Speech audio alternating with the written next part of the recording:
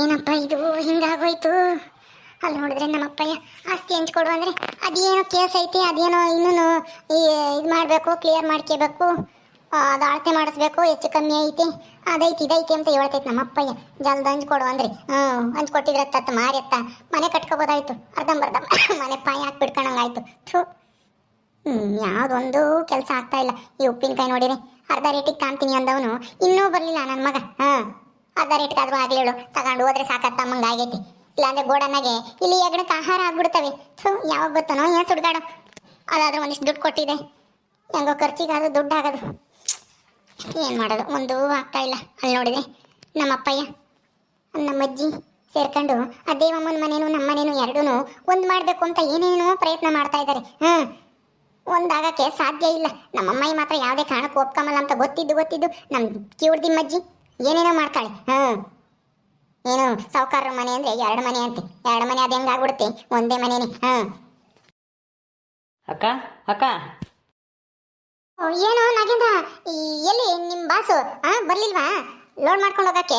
ನಾವು ಅರ್ಧ ರೇಟ್ಗೆ ಕೊಡ್ತೀವಿ ಅಂತಾನ ಹೇಳಿದ್ವಿ ತಾನೆ, ತಗೊಂಡೋಗ್ಬೇಕಾನೆ. ಬಂದಿದ್ದಾರಕ್ಕ, ಹೊರಗಡೆ ಇದ್ದಾರೆ. ಅದಕ್ಕೆ ನೀವು ಇದ್ದೀರೋ ಇಲ್ವೋ ಅಂತನ ನೋಡೋಣ ಅಂತ ಬಂದೆ.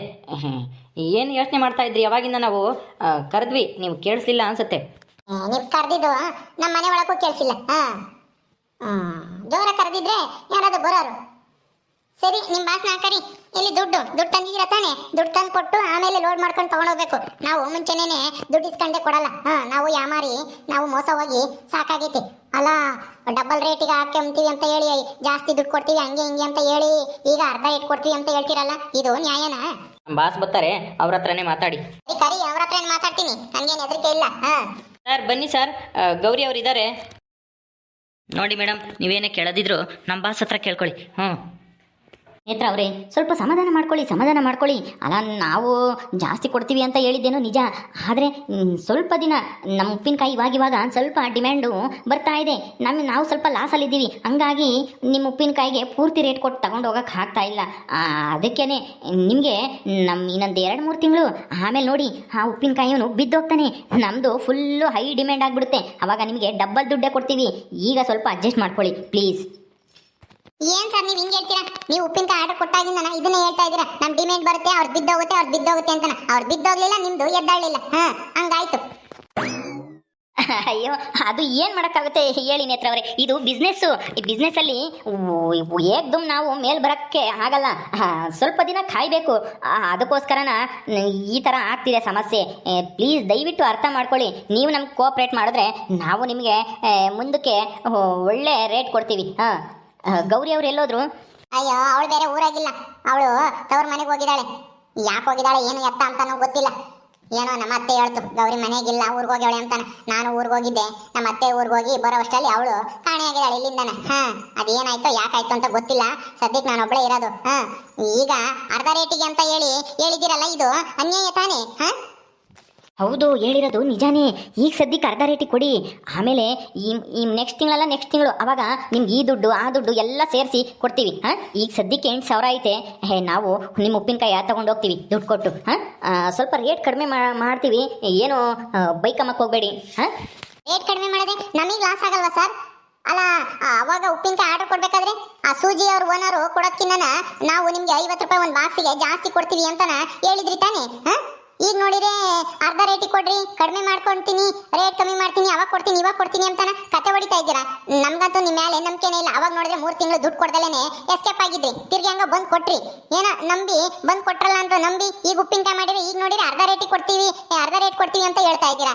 ನಿಮ್ಮನ್ನ ಹೆಂಗ್ ನಂಬೋದು? ಮುಂದಕ್ಕಾದ್ರೂ ನಮಗೆ ರೇಟ್ ಕೊಡ್ತೀರಾ ಅಂತ ನಾವು ಯಾವ ಗ್ಯಾರಂಟಿ ಮೇಲೆ ನಿಮ್ಗೆ ಉಪ್ಪಿನಕಾಯಿ ಮಾಡ್ಕೊಡ್ಬೇಕು? ಹೇಳಿ. ಅದ್ರಾಗೆ ನಾವು ಪೊಲೀಸ್ ಕಂಪ್ಲೇಂಟ್ ಕೊಡ್ತೀವಿ ಅಂದ್ರೆ ನೀವು ಕೊಡೋಗ್ರಿ, ಅಗ್ರಿಮೆಂಟ್ ಮಾಡ್ಕೊಂಡಿಲ್ಲ, ನೀವೇನು ಹಂಗೆ ಹಿಂಗೆ ಅಂತ ಎದುರಿಸ್ತಾನೆ ನಿಮ್ಮ ಹುಡುಗ. ಏನಿದು ಹಿಂಗೆಲ್ಲ ಮಾಡ್ತಾರಾ? ಅದೆಲ್ಲ ಬೇಡ. ನಿಮ್ಗೆ ನಾವು ಉಪ್ಪಿನಕಾಯಿ ಮಾಡ್ಕೊಡ್ಬೇಕು ಅಂದ್ರೆ ನಮ್ಗೆ ಇಷ್ಟು ರೇಟು, ಇಷ್ಟು ದಿನಕ್ಕೆ ನಾವು ಇಷ್ಟು ಆರ್ಡರ್ ಕೊಡ್ತೀವಿ, ಇಷ್ಟನೇ ತಾರೀಕು ಬಂದು ತಗೊಂಡೋಗ್ತೀವಿ, ತಗೊಂಡೋಗದೇ ಇದ್ರೆ ಉಪ್ಪಿನಕಾಯಿ ಜವಾಬ್ದಾರಿ ನಮ್ದು ಅಂತ ಹೇಳಿ ಒಂದು ಅಗ್ರಿಮೆಂಟ್ ಮಾಡ್ಕೊಡಿ. ಆಮೇಲೆ ನಿಮ್ಮ ಆರ್ಡರ್ನ ತಗೋಬೇಕೋ ಬೇಡ ಅಂತ ನಾನು ಗೌರಿ ಸೇರಿ ನಿರ್ಧಾರ ಮಾಡ್ತೀವಿ. ಅಯ್ಯೋ, ಆಯ್ತು ಮಾಡ್ಕೊಡೋಣ. ನೀವ್ಯಾಕೆ ಅದಕ್ಕೆ ಚಿಂತೆ ಮಾಡ್ತೀರಾ ಹೇಳಿ? ನಾನಿದ್ದೀನಲ್ಲ, ಅಗ್ರಿಮೆಂಟ್ ಏನು ಅದೇನೇನು ಅವಶ್ಯಕತೆ ಏನು ಇಲ್ಲ. ಅಗ್ರಿಮೆಂಟ್ ಇಲ್ಲದೆ ಇರೋದಕ್ಕೆ ತಾನೇ ನೀವು ಅರ್ಧ ರೇಟಿಗೆ ಕೊಡಿ ಅಂತ ಕೇಳ್ತಾ ಇರೋದು. ಅಗ್ರಿಮೆಂಟ್ ಇದ್ದಿದೆ ನಾವು ಹೋಗಿ ಸೀದಾನ ಕೇಸ್ ಹಾಕ್ಬೋದಾಯ್ತು ನಿಮ್ಮ ಮೇಲೆ.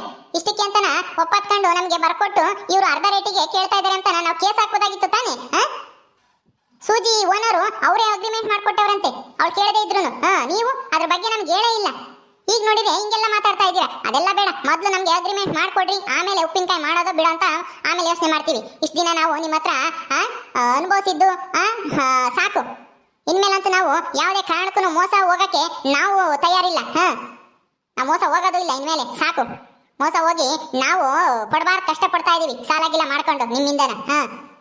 ಇನ್ಮೇಲೆ ಅದೆಲ್ಲ ನಡೆಯಲ್ಲ. ಅಗ್ರಿಮೆಂಟ್ ಮಾಡ್ಕೊಡಿ, ರೇಟ್ ಎಷ್ಟು, ಯಾವ ಡೇಟಿಗೆ ಬಂದು ಲೋಡ್ ಮಾಡ್ಕೊಂಡು ತಗೊಂಡೋಗ್ತೀರಾ. ತಗೊಂಡೋಗ್ಲಿಲ್ಲ ಅಂದ್ರೆ ಉಪ್ಪಿನಕಾಯಿ ಜವಾಬ್ದಾರಿ ನಿಮ್ದೇನೆ. ದುಡ್ಡು ಅಷ್ಟೇನೆ, ಲೋಡ್ ಮಾಡ್ಕೊಂಡು ಹೋಗ್ಬೇಕಾರೆ ದುಡ್ಡು ಕೊಟ್ಟು ಲೋಡ್ ಮಾಡಿ ತಗೊಂಡೋಗ್ಬೇಕು. ಅದನ್ನೆಲ್ಲ ಅಗ್ರಿಮೆಂಟ್ ಅಲ್ಲಿ ಬರೆಸ್ಬೇಕು ನೀವು. ಹಂಗಿದ್ರೆ ಮಾತ್ರ ನಾವು ಉಪ್ಪಿನಕಾಯಿ ಮಾಡೋದು, ಇಲ್ಲಾಂದ್ರೆ ಮಾಡಕ್ ಹೋಗಲ್ಲ. ಹಿಂಗೆಲ್ಲ ಲಾಸ್ ಮಾಡ್ಕೊಂಬಕ್ಕೆ ನಾವ್ಯಾಕೆ ಮಾಡ್ಬೇಕು? ಕೂಲಿ ಹೋದ್ರೆ ಎಷ್ಟೋ ದುಡಿತೀವಿ. ಇದೆಲ್ಲ ಯಾಕೆ ಬೇಕು ನಮ್ಗೆ? ಬಿಸ್ನೆಸ್ ಅದು ಇದು ಅಂತನ ನೀವು ದುಡ್ಡು ಮಾಡ್ಕೊಂತೀರ ತಗೊಂಡೋಗಿ ನಮ್ಮ ಉಪ್ಪಿನಕಾಯಿನ. ಇಲ್ಲಿ ನೋಡಿದ್ರೆ ಆಗಿಲ್ಲ, ರೇಟ್ ಸಿಕ್ಕಿಲ್ಲ, ಡಿಮ್ಯಾಂಡ್ ಇಲ್ಲ ಅಂತನ ಹೇಳ್ತೀರಾ. ನೀವು ಹೇಳೋದೆಲ್ಲ ನಾವು ನಂಬ್ಕೋಬೇಕು. ನಿಜವೋ ಸುಳ್ಳು ಯಾರಿಗ್ ಗೊತ್ತು? ಆಯ್ತು ಆಯ್ತು, ಸಮಾಧಾನ ಮಾಡ್ಕೊಳ್ಳಿ ನೇತ್ರ ಅವರೇ. ಈಗ ಅಗ್ರಿಮೆಂಟ್ ಮಾಡ್ಕೊಡೋಣ, ಅದಕ್ಕೆ ಯಾಕೆ ಚಿಂತೆ? ಈಗ ಆರ್ಡ್ರ್ ತಗೊಳ್ಳಿ. ನಮಗೆ ಅಗ್ರಿಮೆಂಟ್ ನೆಕ್ಸ್ಟ್ ಮಂತ್ ಬರಬೇಕಾದ್ರೆ ಮಾಡ್ಕೊಂಡು ತಗೊಬಂದು ಕೊಡ್ತೀನಿ. ನಿಮಗೆ ಲಾಯರ್ ಹತ್ರ ಸೈನ್ ಮಾಡಿಸಿ ತಂದು ಕೊಡ್ತೀನಿ. ಅದೆಲ್ಲ ಬೇಕಿಲ್ಲ, ಮೊದಲು ಅಗ್ರಿಮೆಂಟ್ ಸಮೇತ ಬನ್ನಿ. ರೇಟ್ ಎಷ್ಟು, ಇಷ್ಟು ಕರೆಕ್ಟ್ ರೇಟ್ ಹಾಕ್ಬಿಟ್ಟು ಡೇಟ್ ಹಾಕ್ಬಿಟ್ಟು ಇಂಥ ಡೇಟಿಂಗ್ ನೀವು ತಗೊಂಡೋಗ್ತೀವಿ ಈ ಅಥವಾ ಒಂದು ವಾರದೊಳಗಡೆ ಮಾಡಿಬಿಟ್ಟು ಒಂದು ತಿಂಗಳು ಆರ್ಡ್ರು ಕೊಡಲಿಲ್ಲ ಅಂತಂದ್ರೂ ನೀವೇ ಜವಾಬ್ದಾರಿ. ನೀವು ಆರ್ಡರ್ ಕೊಟ್ಟ ಮೇಲೆ ಅದನ್ನ ಸರಿಯಾದ ಟೈಮಿಗೆ ಸರಿಯಾದ ದುಡ್ಡು ಕೊಟ್ಟು ತಗೊಂಡೋಗ್ತೀವಿ ಅಂತಾನ ಎಲ್ಲ ಬರ್ದಿರ್ಬೇಕು ಅದರಲ್ಲಿ. ನಮಗೆ ತೋರಿಸ್ಬಿಟ್ಟು ಆಮೇಲೆ ಸೈನ್ ಮಾಡಿಸಿ ತಗೊಂಬಂದು ಕೊಡಿ. ಅಲ್ಲಿವರೆಗೂ ನಾವು ನಿಮ್ಮ ಆರ್ಡ್ರನ್ನು ತಗೊಳ್ಳಲ್ಲ, ಏನು ತಗೊಂಬಲ್ಲ, ಅಷ್ಟೇನೆ ಹೇಳಿರ್ತೀನಿ. ಅಯ್ಯೋ ದೇವ್ರೆ, ಇದ್ಯಾಕ್ರಿ ನೇತ್ರ ಅವ್ರೆ ಒಂದೇ ಸಲ ಇಂಥ ನಿರ್ಧಾರ ಮಾಡ್ಕೊಡ್ತೀನಿ ಅಂತ ಹೇಳ್ತಾ ಇದ್ದೀನಲ್ಲ. ನಾನು ಹೇಳ್ತಾ ಇದ್ದೀನಲ್ಲ ಸರ್, ನೀವು ಅಗ್ರಿಮೆಂಟ್ ಮಾಡ್ಕೊಡಿ, ಆಮೇಲೆ ನಾವು ನಿಮ್ಮ ಆರ್ಡರ್ ತಗೊಂತೀವಿ ಅಂತಾನ. ಇಷ್ಟು ಒಂದು 6 ತಿಂಗಳಿಂದ ನಾವು ಉಪ್ಪಿನಕಾಯಿ ಮಾಡ್ಕೊಡ್ತಾ ಇದ್ವಿ. 10,000 ರೂಪಾಯಿನೂ ಲಾಭ ಸಿಕ್ಕಿಲ್ಲ, ಎಲ್ಲ ಬರೀ ಲಾಸೇನೆ. ಅದಕ್ಕೇನೆ ಈ ನಿರ್ಧಾರ. ಆ ಸೂಜಿ ನೋಡ್ರಿ ಎಷ್ಟು ಮನೆ ಕಟ್ಟಿ ಸಾಲ ಎಲ್ಲ ತೀರ್ಸಿ ಈಗ ದುಡ್ಡು ಮಾಡ್ತಾ ಇದ್ದಾಳೆ, ಒಡವೆ ಮಾಡಿಸ್ಕೊಂತ ಇದ್ದಾಳೆ. ನಾವು ಏನೂ ಇಲ್ಲ, ಇನ್ನು ತಿರ್ಪೆ ಬೇಡ ತರಾನೇ ಇದ್ದೀವಿ. ಉಪ್ಪಿನಕಾಯಿ ವ್ಯಾಪಾರ ಮಾಡಿ ನಿಮ್ಮ ಹತ್ರ ಆರ್ಡರ್ ತಗೊಂಡು ನಾವು ಮನೆ ಕಟ್ಟಬೇಕು, ಒಡವೆ ಮಾಡಿಸ್ಕೋಬೇಕು, ಹಂಗಿರ್ಬೇಕು ಹಿಂಗಿರ್ಬೇಕು ಅಂತ ಏನೇನೋ ಕನ್ಸ್ಕೊಂಡಿದ್ವಿ ನಾನು ನನ್ನ ಫ್ರೆಂಡನು. ಆದ್ರೆ ನೀವು ಮಾಡಿದ್ದೇನು? ನಿಮ್ಮಿಂದ ಬರೀ ಲಾಸ್ ಅಷ್ಟೇನೆ. ಇನ್ನೇನು ಇಲ್ಲ. ನಡೀರಿ ದುಡ್ಡು ಕೊಡಿ ಈಗ. ಆಯ್ತು ಆಯ್ತು, ಕೊಡ್ತೀನಿ ರೀ. ತಗೊಳ್ಳಿ ಗೌರಿ ಅವರೇ, ಇದರಲ್ಲಿ 8,000 ಇದೆ ಈ ತಿಂಗಳದು. ಅರ್ಧ ರೇಟಿಗೆ ಅಂತ ಹೇಳಿದ್ವಲ್ಲ, ಒಪ್ಕೊಂಡಿದ್ರಲ್ಲ, ಹಂಗಾಗಿ 8,000 ಕೊಡ್ತಾ ಇದ್ದೀವಿ. ತಗೊಳ್ಳಿ, ಇಟ್ಕೊಳ್ಳಿ. ಮುಂದಿನ ತಿಂಗಳಿಗೂ ಆರ್ಡ್ರು ಕೊಡ್ತೀವಿ. ಮಾಡಿ ಅಗ್ರಿಮೆಂಟ್ದು ಯಾಕೆ ತಲೆ ಕೆಡ್ಸ್ಕೊಂತೀರಾ ನೀವು? ಅಗ್ರಿಮೆಂಟ್ ಮಾಡಿಸ್ಕೊಡೋ ಜವಾಬ್ದಾರಿ ನಂದು ಅಂತ ಹೇಳ್ತಾ ಇದ್ದೀನಿ ತಾನೆ. ಕೊಡಿ ಇಲ್ಲಿ ದುಡ್ಡು ಮೊದಲು. ಅದನ್ನ ಇಟ್ಟು ಬರ್ತೀನಿ, ಮಾತಾಡೋಣ. ಏನು ನರೇಂದ್ರ, ಏನು ವರ್ಕೌಟ್ ಆಗ್ತಾ ಇರೋ ಕಾಣಲ್ಲ. ಅಗ್ರಿಮೆಂಟು ಅಂತ ಇದ್ದಾಳೆ ಈ ಅಮ್ಮ. ಅಗ್ರಿಮೆಂಟ್ ಮಾಡಿಕೊಟ್ರೆ ಆಮೇಲೆ ಪೊಲೀಸ್ ಕೇಸು ಅದು ಇದು ಅಂತ ಆಗುತ್ತೆ. ಏನು ಮಾಡೋದೀಗ? ಇಷ್ಟು ದಿನ ಅಂತೂ ಹೆಂಗೋ ಯಾಮಾರಿಸ್ಕೊಂಡು ಬಂದ್ವಿ, ಇನ್ಮೇಲೆ ಇವ್ರನ್ನ ಯಾಮಾರ್ಸೋದು ಕಷ್ಟ ಅನಿಸುತ್ತೆ. ಬುದ್ಧಿವಂತರಾಗ್ಬಿಟ್ಟವ್ರೆ ಅನಿಸುತ್ತೆ ಇವರು. ಏನು ಮಾಡೋದು? ಏನು ಮಾಡೋಕ್ಕಾಗಲ್ಲ ಸರ್. ನಮ್ಮ ಬಿಸ್ನೆಸ್ ಬೆಳಿಬೇಕು ಅಂದರೆ ನಾವು ಕರೆಕ್ಟ್ ರೇಟ್ ಕೊಟ್ಟು ಉಪ್ಪಿನಕಾಯಿ ತಗೊಂಡೋಗ್ಬೇಕಾಗುತ್ತೆ. ಹಿಂಗೆ ಮೋಸ ಮಾಡೋದೆಲ್ಲ ತಪ್ಪು ಸರ್. ಅಯ್ಯೋ, ಏನೋ ತಪ್ಪು?